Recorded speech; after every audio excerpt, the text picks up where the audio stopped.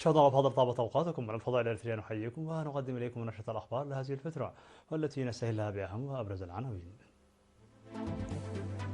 الرئيس ياسر أفورقي يجري محادثات مع الوفد الإيطالي الزائر للبلاد.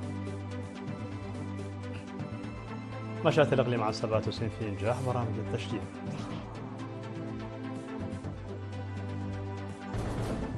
إشادة بمساهمة الطلاب في السلامة المرورية.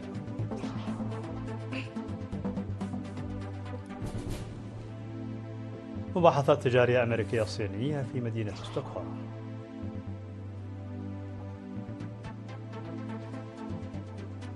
كوريا الشمالية لا ترى سببا أو مصلحة للحوار مع كوريا الجنوبية.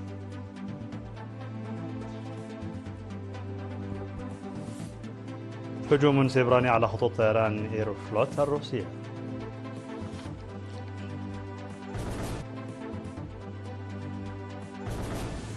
مرحبا بكم من العناوين إلى تفاصيل.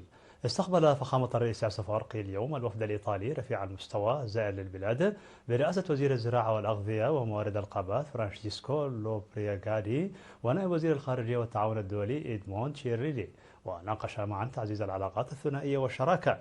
يعد هذا اللقاء الذي عقد في قاعة دندن وركز على برامج التنمية الشاملة المحددة سابقا، مواصلة للقاءات التي جرت بين الرئيس ياسر أفورقي ورئيسة الوزراء جورجيا ميلوني بروما في فبراير من العام الماضي.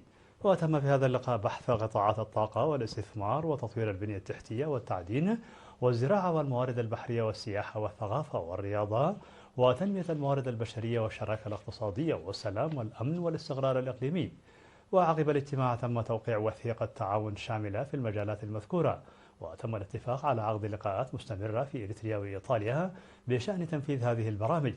وقع الوثيقة من الجانب الإريتري وزير التجارة والصناعة السيد نصر الدين محمد صالح، وعن الجانب الإيطالي نائب وزير الخارجية والتعاون الدولي إدموند تشيرلي.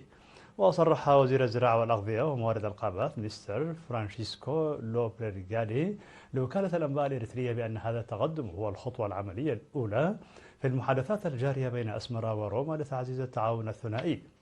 حضر الاجتماع من الجانب الإريتري مسؤول الشؤون الاقتصادية في الجبهة الشعبية للديمقراطية والعدالة السيد حاغوس جابريهويتا، ووزير التجارة والصناعة السيد نصر الدين محمد صالح. ومن الجانب الإيطالي سفير إيطاليا لدى إريتريا السيد ألفونسو دي روسو. يذكر بأن الرئيس ياسر أفورقي التقى خلال زيارة العمل التي قام بها إلى إيطاليا في الفترة من 28 من يناير وحتى 8 من فبراير 2024 برئيسة الوزراء جورجيا ميلوني ووزراء آخرين لمناقشة العلاقات الثنائية والتعاون في مجالات الطرق والسكك الحديدية والموانئ والزراعة والصناعة ومصائد الأسماك والطاقة. كما أجرى وفد إيطالي برئاسة وزير المشاريع والمنتجات الوطنية أودولفو أورسو لقاءات وزيارات مماثلة لمواقع ومؤسسات التنمية في إريتريا خلال يونيو من العام 2024. أفاد ممثل سلطة الغابات والحياة البرية في إقليم عنسبة السيد كاساتيت اسفاسيون بأن مشاتل الإقليم تسهم كثيرا في برامج الحملة الخضراء عامة وإعادة غرس أنواع الأشجار التي تواجه الانقراض خاصة.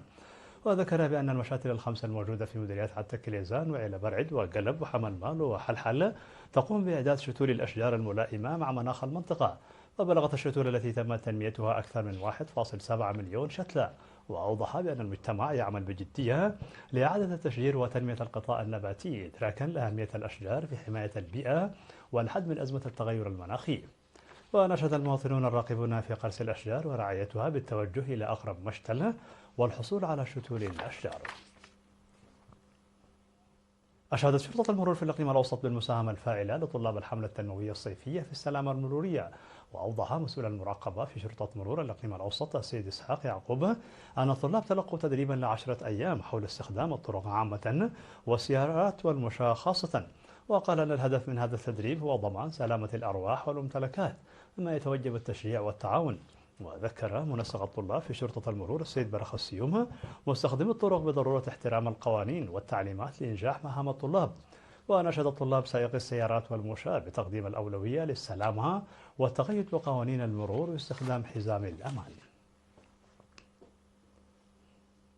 تم تنظيم حملات توعية صحية في مدينتي سرجغا وأربعة أسمار التابعة للإقليم الأوسط، تركزت حول الآثار الصحية للتبغ والسجائر والوقاية من مرض الملاريا. وأوضح مسؤول المكتب الصحة في مديرية سرجغا ممر تسفاهي وأبراهام أن التبغ والسجائر لها عواقب وخيمة على الصحة والاقتصاد، وشرح محتوياتها واستخداماتها بالتفصيل. وذكر أن للتدخين آثار خطيرة على الدماغ والرئتين والأوعية الدموية والجهاز التنفسي، موضحا بأنه يجب الحد من الإعلانات الترويجية سواء كانت بقصد أو بغير قصد. واختتم الممرض تسفاهيوت حديثه قائلا أنه حان الوقت لإجراء حملات مكثفة لتثقيف غير المدخنين حول عواقب التدخين. وفي غضون ذلك تم تنفيذ حملة توعية حول الوقاية ومكافحة مرض الملاريا بمناسبة اليوم العالمي لمرض الملاريا. وأشار المشاركون إلى أهمية المحاضرة وحثوا على تنظيمها بشكل أوسع.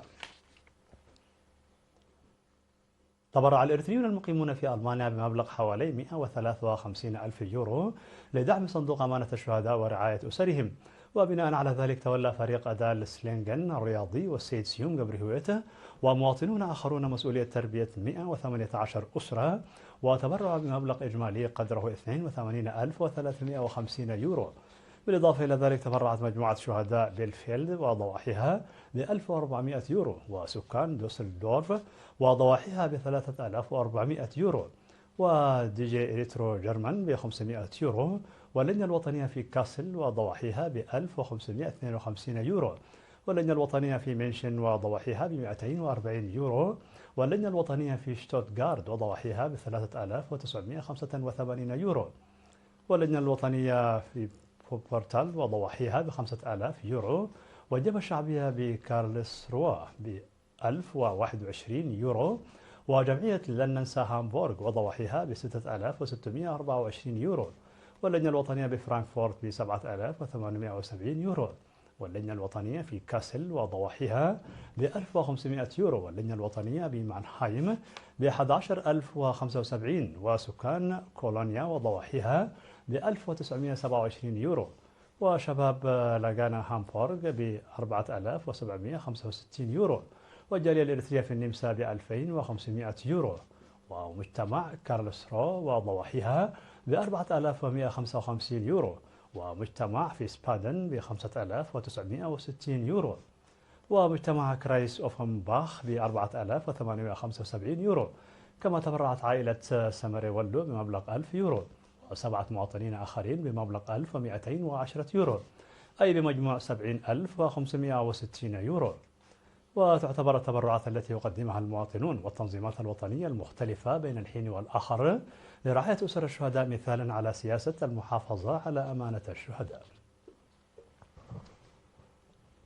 مشاهدينا الأفاضل، كانت هذه الأخبار الداخلية. فاصل قصير ونوافيكم بالأخبار العالمية، فابقوا معنا.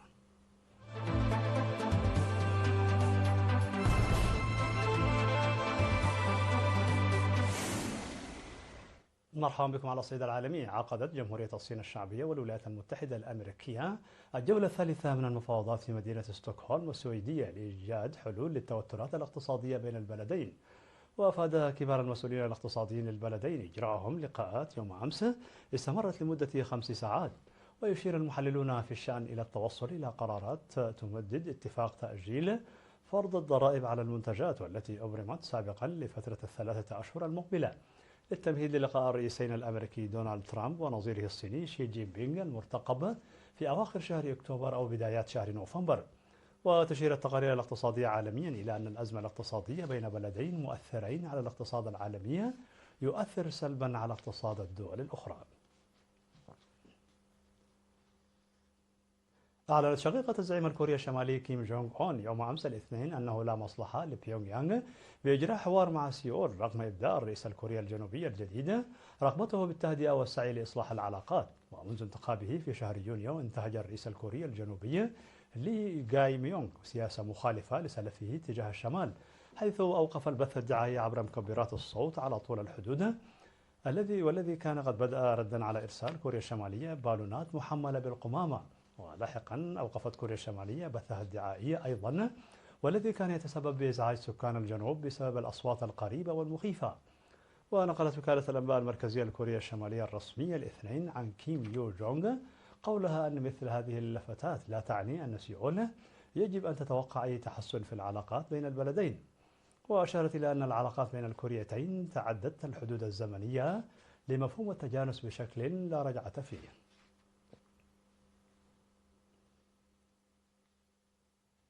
أكدت النيابة العامة الروسية أن الأعطال التقنية التي أصابت الخطوط الوطنية الروسية إيروفلوت أمس الاثنين ناجمة عن هجوم إلكتروني استهدف أنظمة معلوماتها.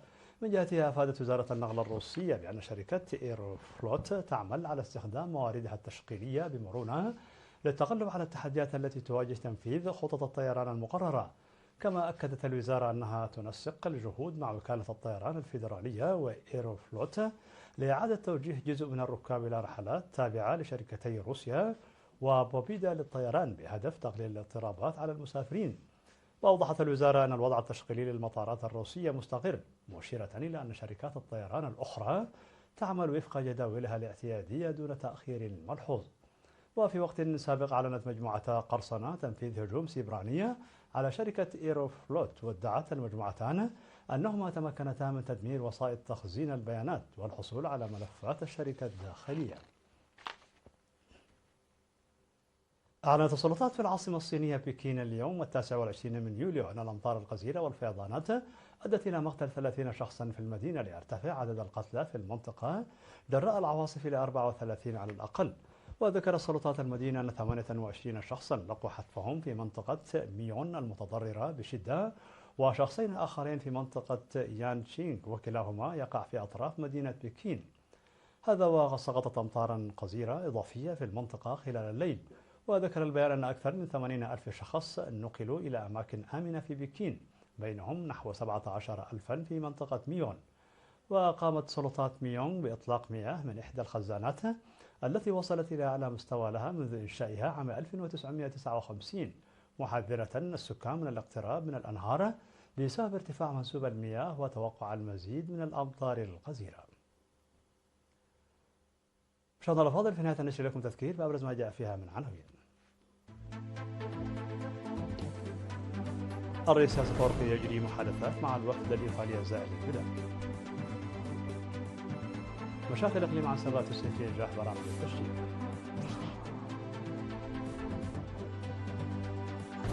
إشادة بمساهمة الطلاب في السلامة المرورية.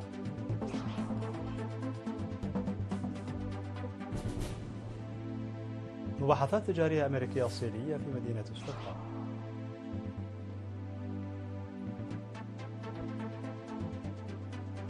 كوريا الشمالية لا ترى سببا أو مصلحة للحوار مع كوريا الجنوبية.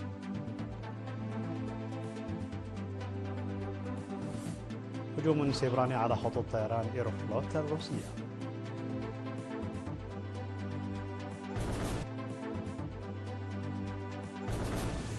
مشاهدينا الأفاضل، بهذا نكون قد وصلنا بكم إلى نهاية النشرة. شكرا على حسن المتابعة، دمتم بألف خير.